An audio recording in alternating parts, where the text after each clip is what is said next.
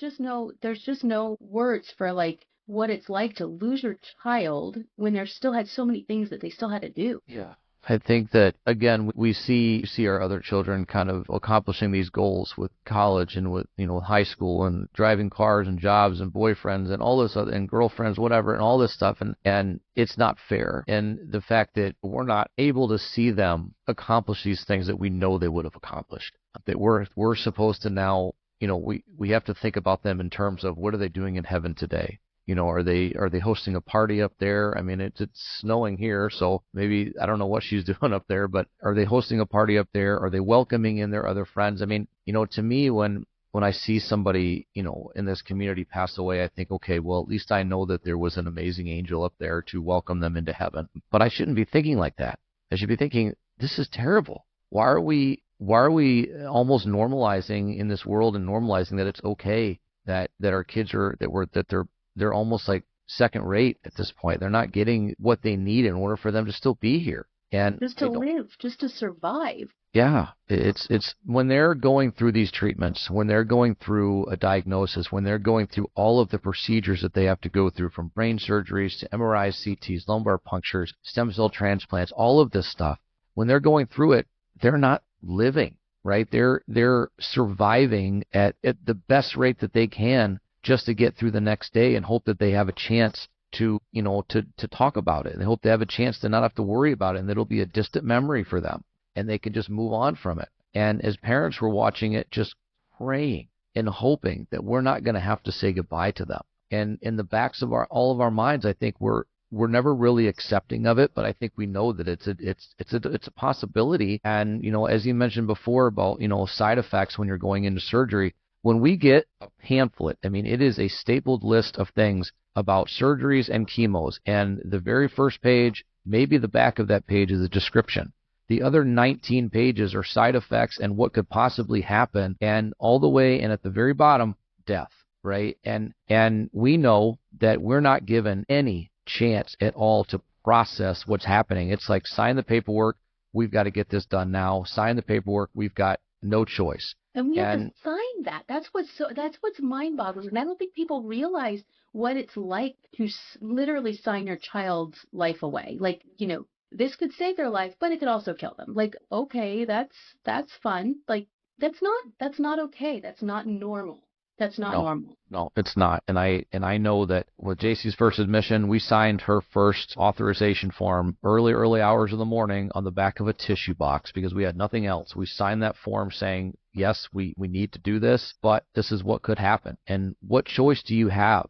A lot of people will say, well, you've got choices. You can get second opinions. You can get third opinions. Not at 2:00 in the morning when, your child is, experiencing horrible side effects from whatever the hell is inside of their brain that is causing all the issues that they've had for months that have caused, and what they don't get is the backstory, the misdiagnosis for weeks and weeks and weeks or even months, because not because doctors are bad at their job, but because they're not looking for this, okay? With Jace, it was gastrointestinal. It was stomach issues. It was a pain in one arm intermittently. She would be nauseous at some times of the day, completely fine the rest of the day. They thought she was constipated. The child was on more damn laxatives than, I don't even know how the hell she was walking straight, and it wasn't making a difference, right? Like that. It wasn't constipation. Yes. I know another family that went through that. Yeah. And at the end of it, and you're like, okay, well, this isn't working. And my wife, she'll tell the story, she'll tell you that she was in so many ERs and, urgent cares and things like that she felt like she was being watched. Like she thought they believed that she was doing something to her to make her sick, and she was just seeking attention. And it got to the point where finally one day, and I honestly will say this, by the grace of God, one day JC's eye turned inward, which had to do with the pressure of the tumor. And because of that, we had a rush appointment that proved that there was swelling of the optic nerve, which finally gave the diagnosis of choroid plexus carcinoma, a brain tumor in the ventricles of her brain. And if then you take the symptoms of that disease and line them up with the symptoms she had, it was a perfect match. But what doctor is looking at gastrointestinal issues or the symptoms you're giving and saying brain cancer, right? We're not looking for that. But at the same time, I really think that those possibilities should be explored in the sense of it's like a reoccurring, that people keep coming in and getting checked. it needs, this comes back to listening to the parents. Parents know best that there's something wrong with their kid. You're Right. telling me it's X. I'm telling you it's Y. We got to meet somewhere in the middle because I'm here again and the symptoms aren't getting better and they're deceiving symptoms. And that kind of stuff is far too common. We preach big stuff like breast cancer, prostate cancer. We preach early detection. But when it comes to pediatric cancer, we don't preach that because everybody just assumes that any symptoms are related to something else and not necessarily where we ended up today. And so, it's really about listening to the parents and understanding that if we think something's wrong, we need you to do that deep dive and not worry about whether or not it makes your reputation look bad or whether or not it makes you feel uncomfortable. Because I'm telling you, the parents in this community have got such a vast, just overall general medical knowledge of what's going on, not because they went to school, right? But because we have done the research, and we've done the deep dives, and we've done all the searches online that they tell you not to do, right? We're not supposed to Google, we're not supposed to WebMD, but we do it because we want to know, number one, what the symptoms mean, but we also want to know what drugs you're putting in and what the potential is for what could happen. Like, we know what's going on, but we're almost looked at as like lay people. Like, you don't know what's happening, and it's a shame. We had a doctor when once JC was put on hospice, and I called them out saying, you didn't tell us that this was going on. You didn't tell us that she had developed leptomeningeal disease. It was listed as something else, leptomeningeal, whatever. It wasn't listed as disease, and the severity of it wasn't put in the notes, and you never talked about it. And they said, we don't usually go into that deep because, essentially they're medical big words and a lot of people don't understand them. I said, are you effing kidding me? Like, we understand exactly what's going on, and we should have all the tools in our toolbox to know how to fight back if there's something that is going on. So again, not all doctors are like that. That was, maybe that's just us, but I think they believe we don't understand enough to tell us all the details. No, I want to know it all. Get detailed, get technical with me, whatever, because believe me, we're going to look at it. Yeah, and like I said, I work in biomedical research. I have access to every medical journal through our library system at work, and uh, I was looking up all kinds of articles. And funny enough, one time the librarian emailed me because I had requested an article, and she was like, "Hi, this article is written in Chinese. Do you still want it?" And I was like, "Actually, no, thank you. I think I'll pass because I don't know Chinese." I mean, I have access, which sometimes it's a blessing and sometimes it's a curse to have access to that much information and that much detail. Like, but yeah, I definitely was one of those parents that looked up everything and, saw a lot of things. I had printed out all of these articles, these medical journal articles and, from the NIH and stuff. And I like folder. It's insane. Not that it did any good, right? Like, But I mean, the reality of it is you've got that knowledge and you've got that what you've absorbed and all of that you can then pass on to others. And and again, like I say that, and maybe you feel this way, maybe you don't, but we couldn't save JC. And at this point, our mission is not to save, it's to continue the legacy. And so what we've internalized, what we've absorbed along this journey, or shit show, as my wife would call it, what we've absorbed, we can pass on to other people, and we can hopefully be helpful to them in their journey or helpful to them when, new diagnoses come down and things like that. And I like to think that that's a reason or that's part of why I was put here. I don't know that I was put on this planet to be an advocate for pediatric cancer, but I was definitely put here to be a voice for people that don't have a voice and to give them the opportunity to speak when they can't. And I think that's a mission that I take very seriously. And I think that, together as organizations, but more importantly as parents, our missions and our sole purpose is to ensure that our kids are safe. Our children, they didn't make it through this cancer battle, but at the same time, they left such a mark on this world that we have to make sure that their legacies are absolutely carried out. And, because otherwise they're going to yell at us when we get up there to them and they're going to let us know that we failed. But I don't think they'll do that, but maybe they will. I don't know. Like I said, it's snowing today, so I don't know if she's angry, but it was all clear. So funny. It was all clear out there, and now it's a mess. Oh, I think it's supposed to be nasty here too. I think it's going to rain. I think we're getting the liquid version. Yeah, we had that for 2 days, and then all of a sudden now it's snow. Whatever. Yeah. I wanted a Anyway, that's garden. I want it to be springtime, done with winter. yeah, that would be and well, that's yeah. We spent a lot of time last year in the yard getting it all ready to go, and now it's all covered in garbage. And now we just got to fix it. Yeah.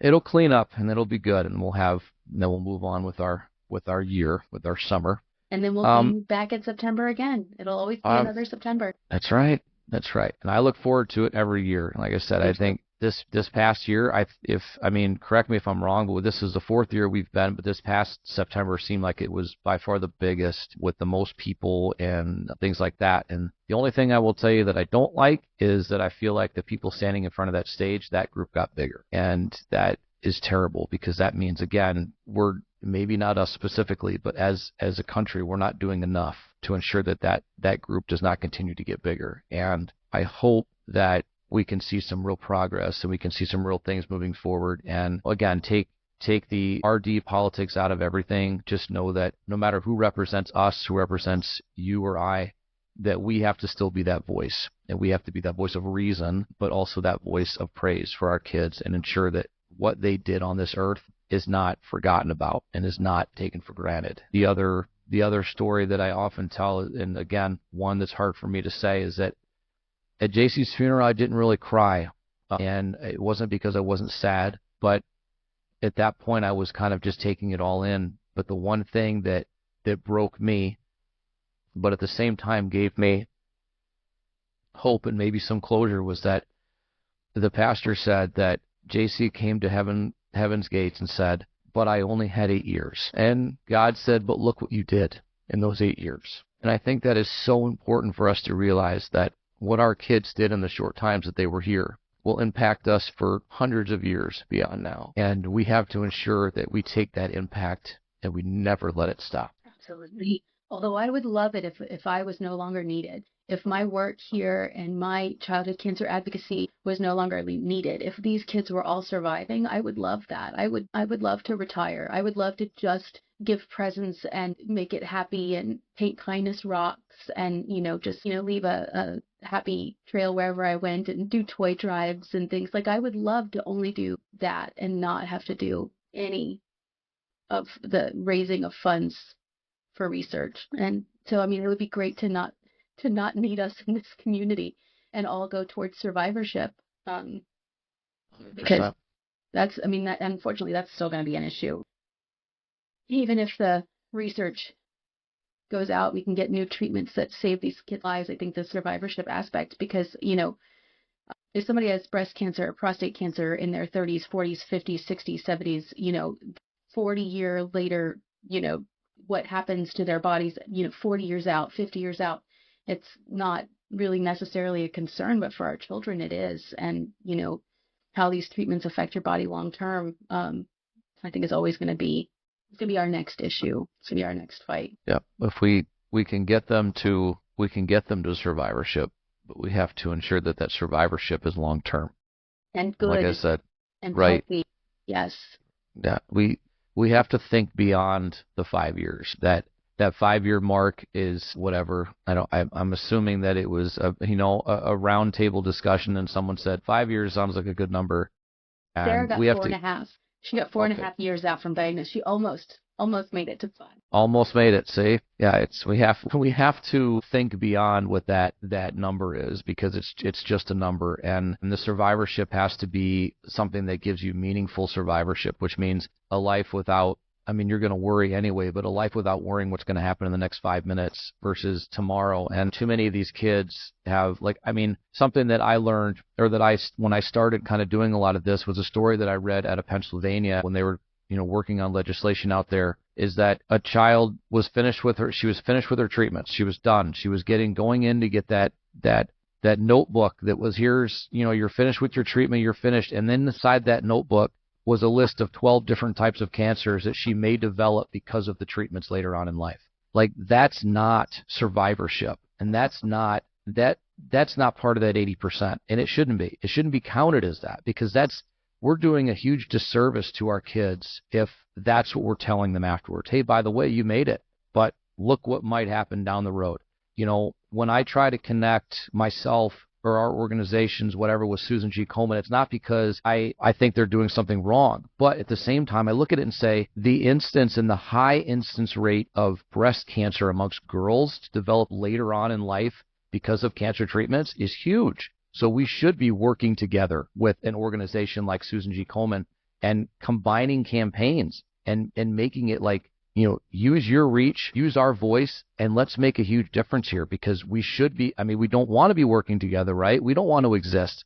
I want to go out of business too, but at the same time, like we have to work together in this community. We have to work together in this space, because with cancer being, and we have to designate it, right? The number one killer by disease of children in this country is still cancer, and it's the rate is alarming. And what we're dealing with every single day, there's more and more parents like us every day.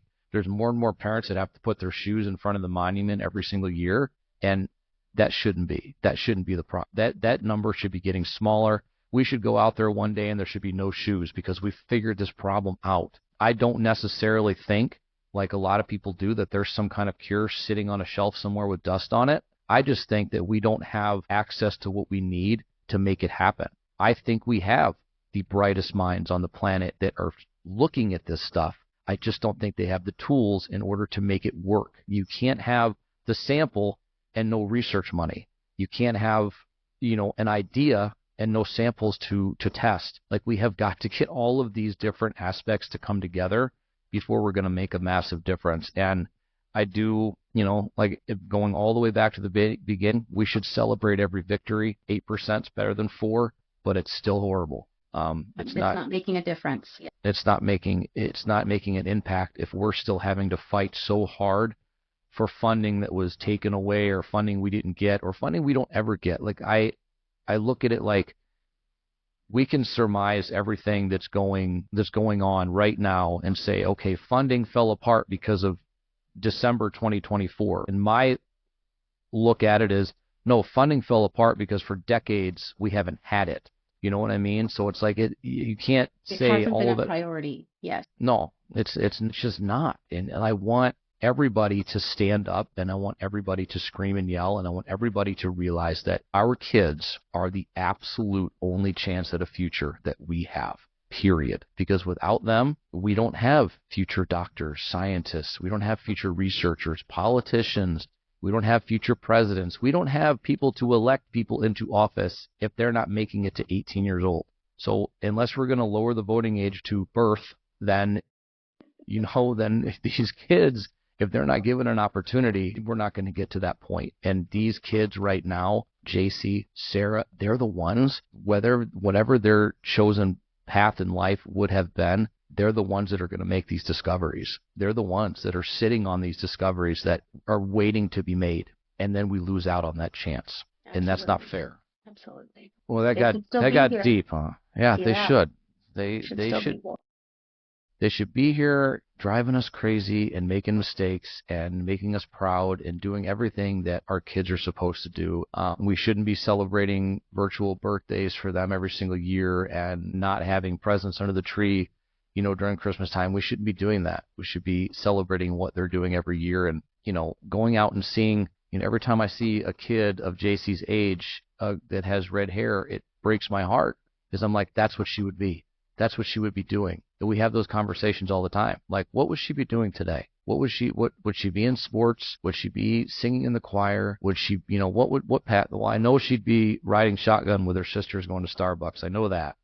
100%. Playing in the snow. She'd be playing in the snow today. She did love to play in the snow. She might be making a snow angel or building a snowman. Well, that would be better than her dumping all this snow on us right now. Yeah, yeah. But yeah, I love to think about that, and I think often we kind of hit controversy with a lot of parents that don't know why, I guess, we maybe grieve this way, which is happiness. Yes, we're sad a lot of the times, and we break down, and we never broke down in front of JC because we didn't want to scare her, and we didn't want her to think that anything. We wanted to be strong for her, but our chosen way to grieve is really to throw ourselves into this work and hopefully ensure that we can make a difference for kids moving forward, and kids that are going to be diagnosed today and tomorrow. And for those parents that unfortunately are going to have to hear the words, there's nothing more we can do. we want to be there for them, and we want to tell you that if you're in our position and you lose your child, that it's okay to smile. It's okay to be happy, because that's who they were and that's what they would want. And they wouldn't want you to be sad all the time, but it's okay to be sad. Yeah. But, it's, and that's the thing. I think that, we all do it differently. Every single one of us does it differently. There's no right or wrong way. But I think that, I question it. I remember waking up the next day after she passed, and I asked my wife, I said, is it okay to smile? Are we supposed to be like, can we laugh or be happy? And we just determined that, yeah, because that's who she was and that's what she would have wanted. And so, we do the best that we can, and we all still have our days. And it's this year will, be the fourth year for us that, since she passed. And it's every year I think it gets harder, because every year I see my other kids growing up and I see what they're doing. So it doesn't get easier. Grief doesn't go away. You just learn how to adapt better, I think. Absolutely. Absolutely. You build your life around this grief. Like, the grief is so big, and then the rest of your life has to kind of adapt to fit into this. And yes, you still smile. I seek out sources of joy. And I think that's really important for grievers to know, that they can seek out the things that bring them joy, because we have to take care of ourselves. We can't honor our children's legacy if we just crawl into a corner and are sad all the time. Like, that's not what they would want, and that's not gonna make change, and it's not gonna make a difference. You do that, you go on the floor and you scream and you cry and you be angry and you be sad and you be devastated, and then you seek sources of joy. So we have chickens, and I think that they're the funniest creatures on the planet. One of the things that brings me joy is to watch them run around the yard. And we have 4 of them, and one of them will find a worm and then like run off and like try to hide it from the other ladies so that they don't see that she's got something good, and like chase her down. And I pick them up, I carry them around, I like cradle them like babies. It's very weird, but it brings me joy. And I feel like we all have to figure out what it is. That's not going to bring everybody joy. That's not it for all of us. But you find what brings you joy, and you have to like kind of seek it out intentionally. And sometimes joy happens. Sometimes something happy, you have a glimmer and you recognize it and it brings you joy. But sometimes you have to like literally go out and find it. And and I think that that's so important, because we can't just I can't just live in grief all the time. I can't sit in it all the time, or I would literally go insane. I have to get out, and I have to find what brings me joy. Almost I have to do it intentionally every day. I have to be like, okay, what am I going to do that helps me? Is it just wrapping my hands around a warm cup of coffee? Is that going to be the thing that brings me joy today? I'm going to do that then. That, whatever it is, I have to like kind of force it and find it. And, because it's hard. It's hard. And we all, I wish I could drink my coffee with Sara and chat with her about her day, and, but, or wheel her out and let her watch the chickens run around, because that would be way better. But, we have to find the joy where it is, and keep working. Yeah, no, 100%. And I know for, at least for me, and I think my wife and I think a lot of the times Facebook memories have been just a great thing for us, a source, because we love to pull things up and pull old videos of JC up, and just, she was such a nut, you know what I mean? And she was very much directed towards the camera, but only on her terms. If you put a camera on her face, no, I'm not having it. But if you walked out of the room, she would take your phone and make videos and all of that. And we love to look at that and just laugh, because that's who she was. That was her personality, and that brings us a lot of joy, because that's just how we choose to remember her. We have obviously we have the photo wall up in DC, and we take the photos home every year. We took one of those with us when we went on the hill this past week, and we took it up there. But we also showed pictures of JC through treatment.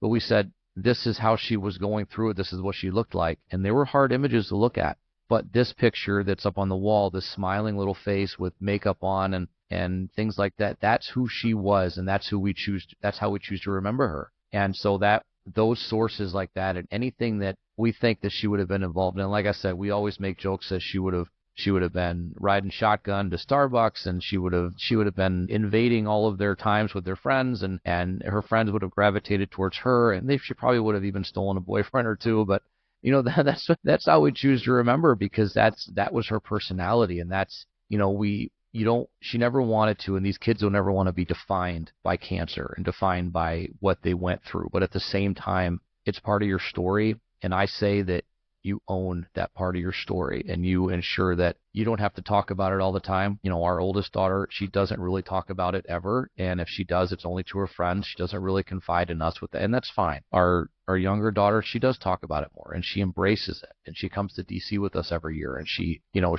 embraces that lifestyle, and she talks about it, and it's that difference. They both have that different way of dealing with it, but they choose to honor their sister in different ways, and they choose to honor her in what they do, and how they talk about it. And it's, we love to see it, and we've never really encouraged one way or another. We just say, do what you feel is right. And even on the morning that she passed, all of their friends came over, and they went in their room, and they did what they did in there, and they don't talk to us about it. But we love to talk about, anytime they're around, the goofy stuff that they would do with Jace, and the things that made them smile and laugh, and that's the best thing that we can do. I think that's the best thing that we can do with grief.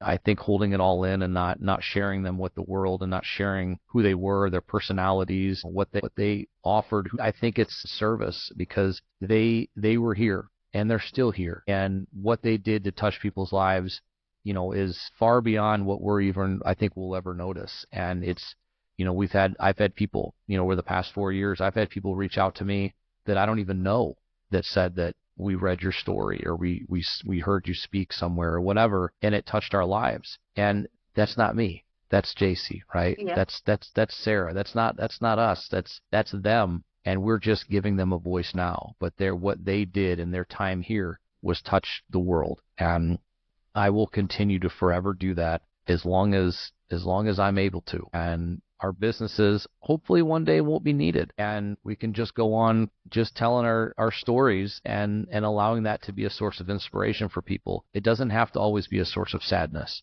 Absolutely. It can be a source of inspiration, because what our kids did and what they continue to do can be inspiring, and how they chose to live life. And the fact that I guarantee every single one of them did this journey, and from diagnosis until the unfortunate days for so many, with smiles on their faces, and that innocence in life. And I say that too, that the one that we met, our neurosurgeon, and the neurosurgeon that we had, that he told us that the reason that he did what he did was to protect the innocence of children. And the guy was very, very monotone, and there wasn't a whole lot there, but what he would talk to you about, this is why I chose to be in pediatric neurosurgery, was this. Well, So I love that, and it's a lot. This is a lot to talk about, a lot to accept, a lot to absorb, but this is all necessary, and it's all real. This is all the true, real stories that you're not going to get on a TV show, TV commercial anyway. absolutely not. Yeah. Nope. This is the reality. It's not, they do smile, and they are precious, and they're adorable, but it's also hard stuff. I wanted to, as we're, kind of going through this and stuff, so what exactly does Sara's Acts of Kindness do? I'm glad you asked that.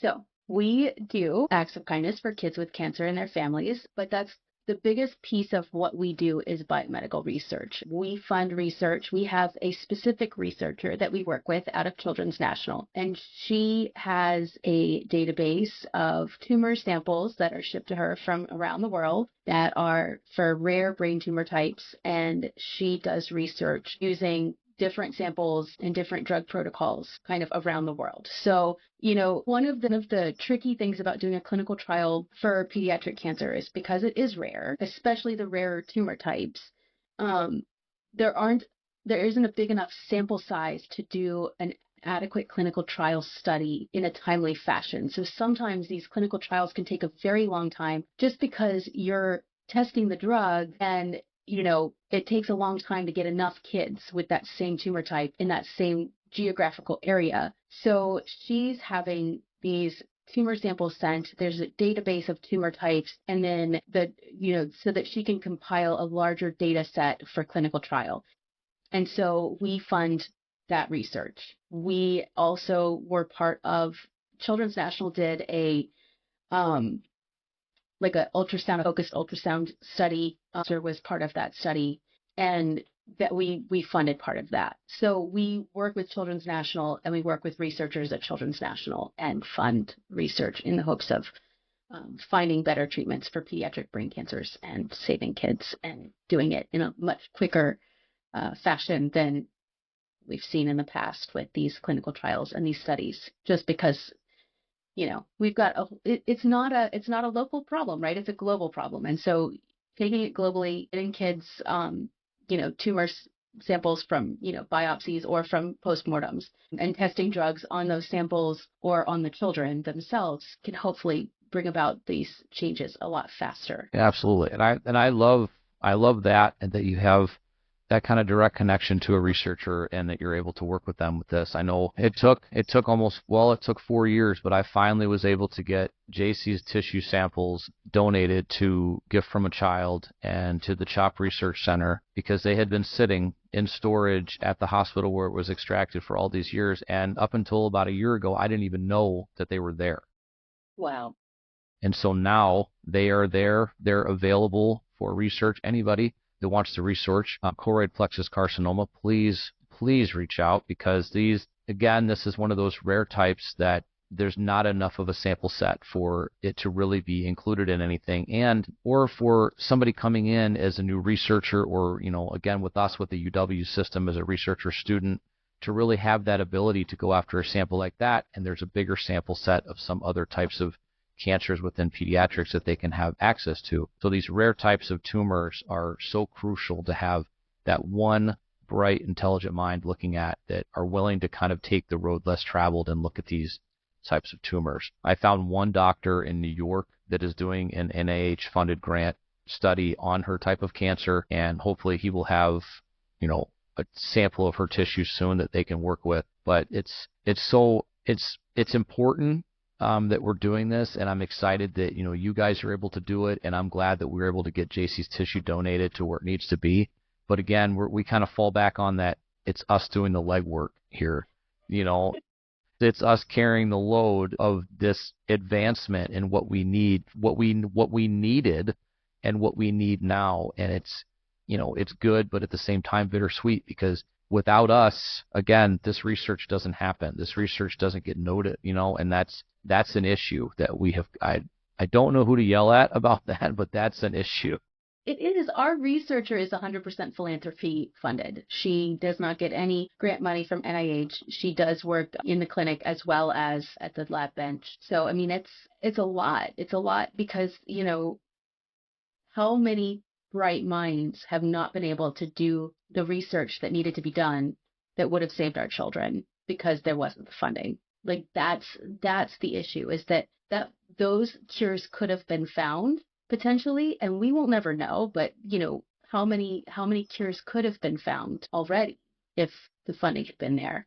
And right. That's devastating. We want to save these kids' lives, and we want that funding to be there, and we want that research to get done. 100%. I every single year when we're sitting in that audience, in DC, and I hear about new therapies or new drugs or new things that are happening, I hear about advancements, and that right there is always the part of the speech that gets my wife upset, gets her angry, sad all at the same time, because then she's looking at me going, but what about JC? Why didn't we have this then? Why didn't we have this sooner? And I don't have an answer, and I wish I did, because again, the problem is that we've got, I think, the brightest minds in all of these areas. I think you've got obviously a bright mind in a researcher in DC. I think we have the brightest minds coming out of the UW college system here in Wisconsin, which, as far as I know, is one of the richest college systems in the country. And we have the minds, we have the knowledge, we have the will to make a change or to do the right research.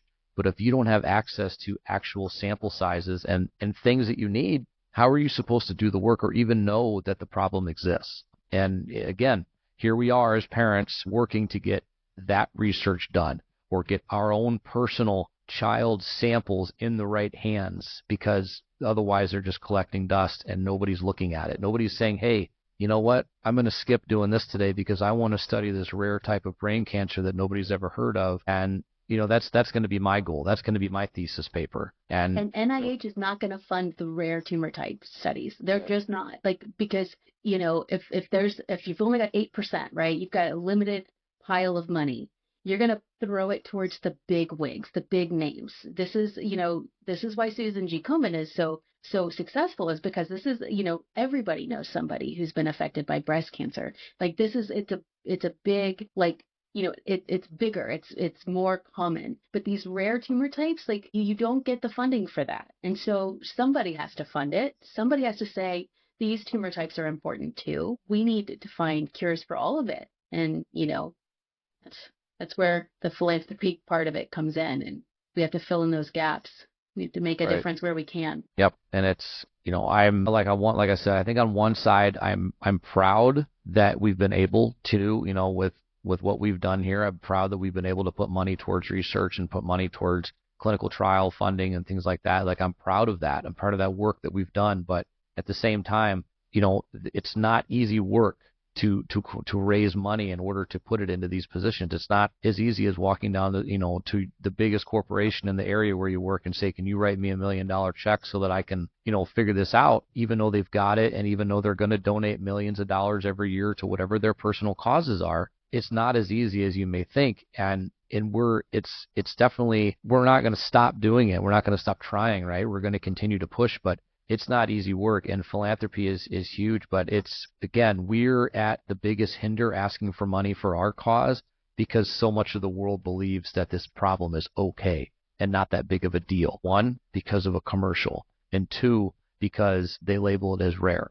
And they label it as rare because of the Rare Diseases Act, which I wish they would just destroy and wipe out, because as soon as we're in that group and we're in that pile of diseases that are considered rare, nobody's looking at it. Nobody's attempting to make a difference because it's rare. It doesn't happen that often, so we don't have to focus that much energy and effort on it. And to me, I think it's the opposite. Something's rare, you know what? So it's not that common. Let's knock it out.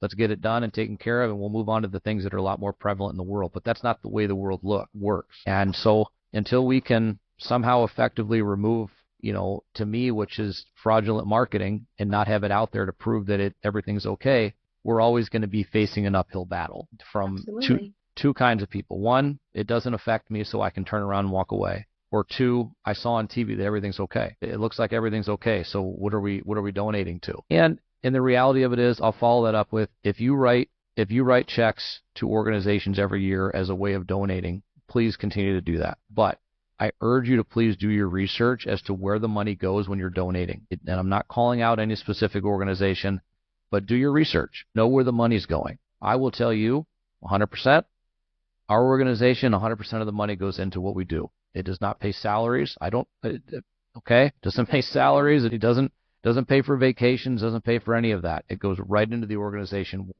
And obviously with, Sarah's Acts of Kindness, same way.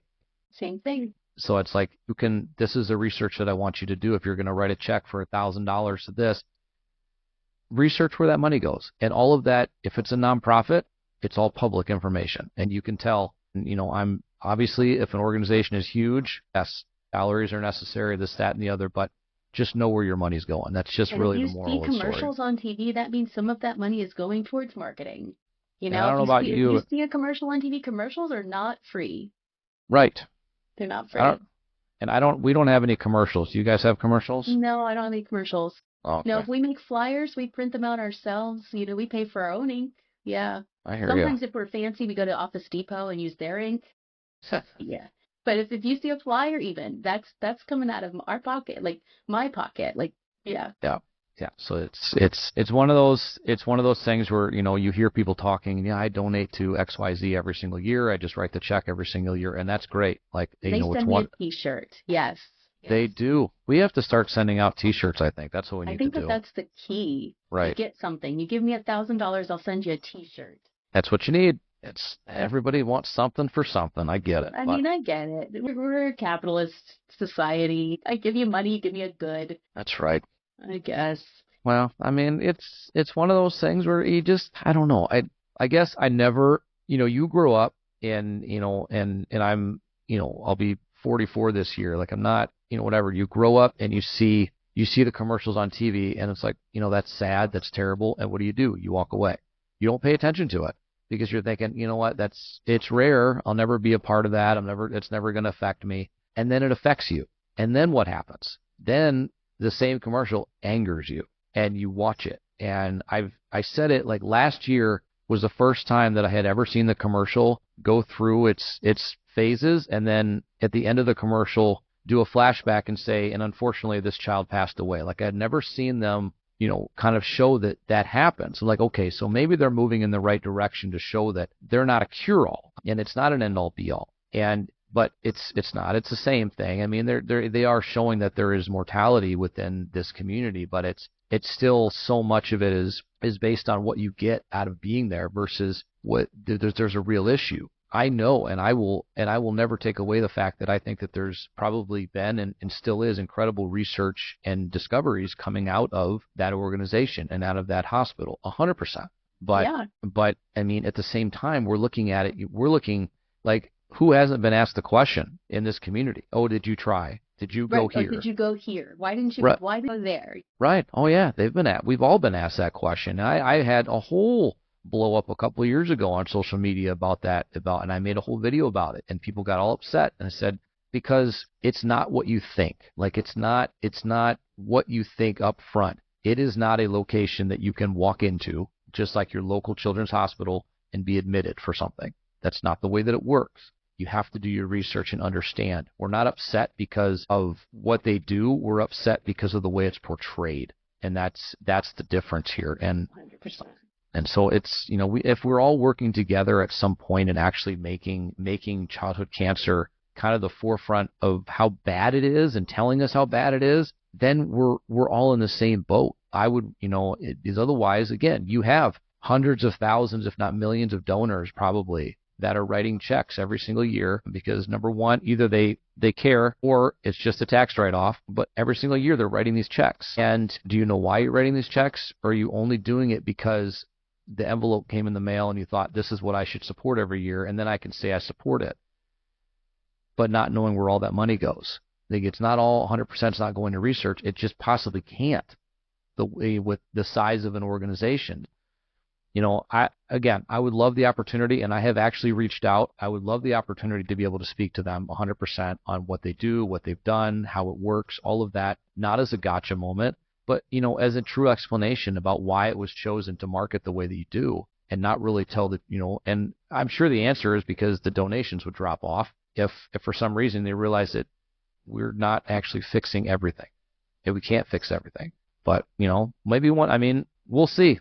The email's out there, so we'll see if I ever hear from them. And, again, I'm 100% open to letting people tell their stories and letting people, explain things 100%. I'm not out to call anybody out and be a gotcha, but at the same time, people should know the realities of where you're. That they're not just an open door and welcome all children with cancer and that they're going to try to save them. Like, if that were the case, if it was totally like, come on in, we welcome every kind of cancer in every circumstance, in every financial situation, and we're going to help you and we're going to save your kid. Like, if that was what they were offering, then we should all give them all of our money. Like, save all the children, but don't only choose to treat ones that you think you can save in order to make your numbers look good. That's not fair. You can't turn away kids that you don't think that you can Make a difference for. It's just, yeah. It's a touchy subject.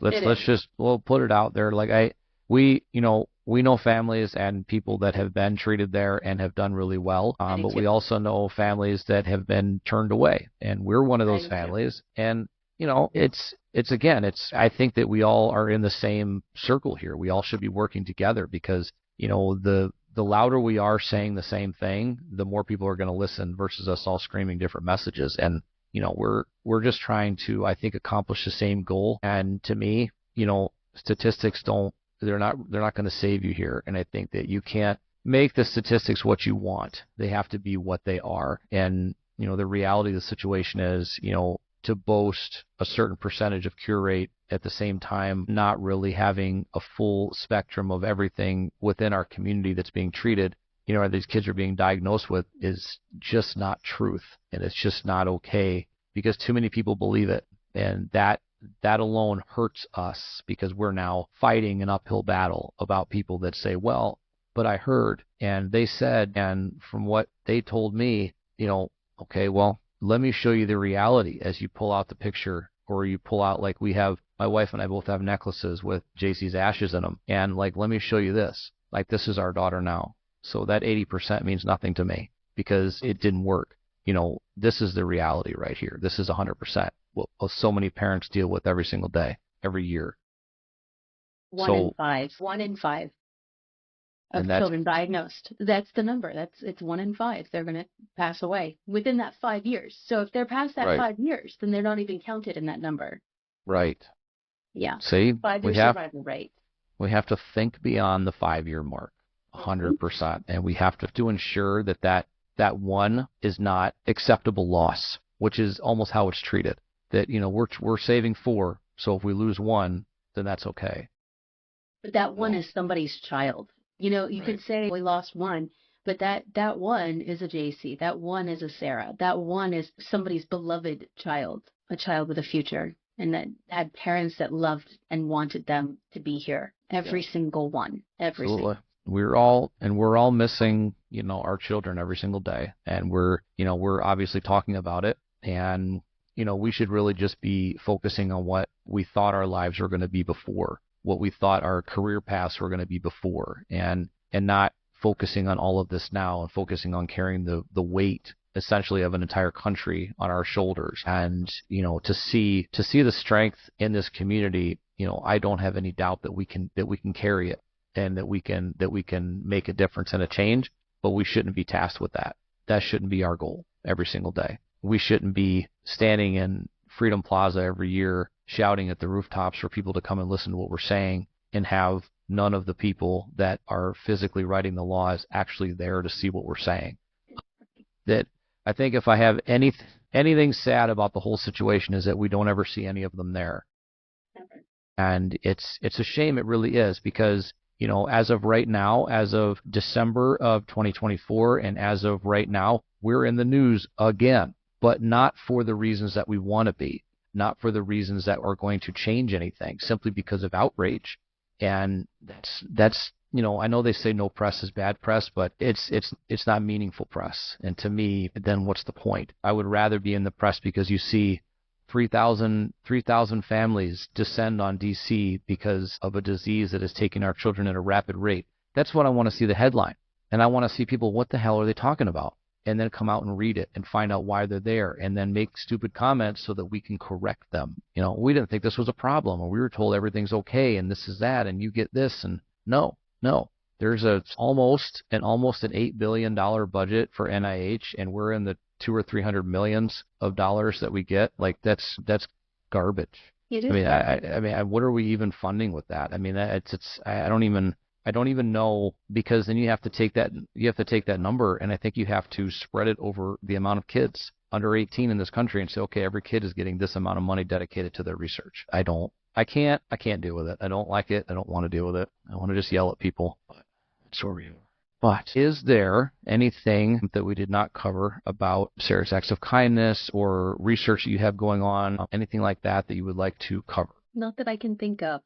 All right, then. What I do at the end of every episode is I ask my guests to give advice. So advice to the community now, advice to bereaved parents, whoever you choose to, but advice that you would leave based on what you have knowledge of and what you've experienced. Well, I think that you've already given really good advice as to, before you make a donation to a charitable cause, that you research where your money is going. I think that that's very good advice. And also, I would give the advice that if your child is currently in the fight, reach out to people that have been there before, because I feel like, I know for myself and for a lot of other parents who've been in the fight, we are open to talking through it with you, helping you find resources. I definitely love the interactions that I have with people whose children are currently fighting. And then, of course, if you're unfortunately going to become part of this terrible club that we're in, where we have lost our children to cancer, absolutely reach out in that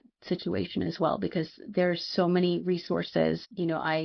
I'm fortunate that I live close to Ellen, and when Sara first of all, she was at the hospital with me a lot when Sara was in the hospital. And then also after Sara passed away, she invited me to go to a compassionate friends group with her. And I found that to be very helpful. I think that there's a lot of resources, but it's not talked about. And so I think that finding grief support is really important for those of us who are unfortunate enough to be in this awful, awful club. And we'll all, I know that for me, that I will be there for anybody who ends up in this club with those resources, with, there are bereavement retreats. I've never been on one personally, so I can't really speak to those, but there are options and there are resources. And then, of course, finding some joy. One of the first things we did was adopt a kitten because they're joyful and they play and they are adorable. And we actually named him after the doctor who put Sara on ECMO. So, just find joy, find something, find a path, find a way to, kind of keep pushing yourself through into the next day and the next day. Cause, it's a terrible club and nobody wants to be part of it. And, yeah. So I guess that's my advice. Just find your people, find somebody who's been there and lean on them hard, and it's okay. And then, maybe later it'll be your turn to be that person for somebody else. Absolutely. I think that asking for help is very hard to do. And it's something that it takes a long time to learn, a long time to accept that you need help and that it's okay to talk to people. I know my wife and I never did any formal therapy. I think my therapy is, just talking about it more and kind of advocating. And I think that's my therapy. And you've got to be okay with kind of letting people in and making at this point now, making ourselves available for the same thing. And that we're here to listen. We're here to talk if anybody wants to do that. If you just want to scream and yell and you want us to not say a word and then hang up, we'll do that too. But make yourself available. But just, take care of yourself and don't be afraid to ask somebody for help. Even if it's, hey, can you just pick groceries up for me, or do you want to go have coffee, whatever, just anything that you can do to ensure that you're okay. And you'll be able to kind of give that back in turn later on. I think you'll be called upon because you'll have that experience and you'll be better suited for just being there for somebody when they need it. And I think often the best thing that you can do as a friend is just to be there. You don't have to do anything extravagant. You don't have to buy gifts. You don't have to send money, any of that stuff. You just have to be there as a friend, as a person. Far too many people in this community, I think all of us have felt it, that when either when the treatment is over or your child passes, our circle gets a little bit smaller. A lot of times people don't know how to talk to you. They don't know how to treat you. And the ones that are true and they're there no matter what, those are the ones you hold on to because those are the ones that are there for the right reasons. So ensure that the people that are there for you are there for the right reasons. Ensure that you open up when you need to open up, and don't be afraid to ask for help if you need it, because it's a sign of strength that you can ask somebody for help in such a tough time. It is absolutely not a sign of weakness. And I think 100%.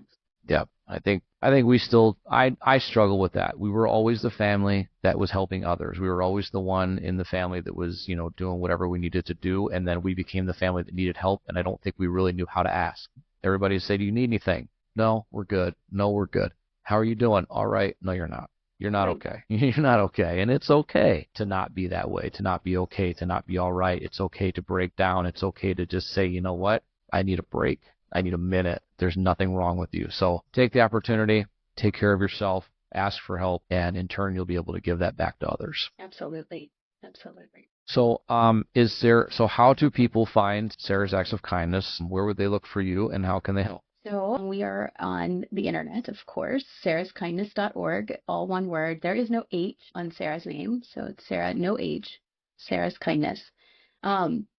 .org online, and then of course we're on Facebook and Instagram, and I'm kind of doing a little TikToking, but it's mostly my book stuff, and then trying to get the bookish community to recognize childhood cancer. I mean, the advocacy is going to expand, and we are creating a documentary. We are in the post-production phase of that. That's been wild. I am very nervous public speaking, so that's been super weird, but that's been interesting to even watch the raw footage. And so, yeah, we'll be around, and it's only getting bigger and better from here. I'm glad, and I'm super honored to have not only met you at CureFest and each year and be able to speak with you and things like that. Especially, I think our first year, kind of being so new to what's going on and in that space. Literally 2 months after JC had passed, our first year at CureFest, and being around people that truly understood, and it meant a lot to us. So number one, thank you for that and being so open with us, and for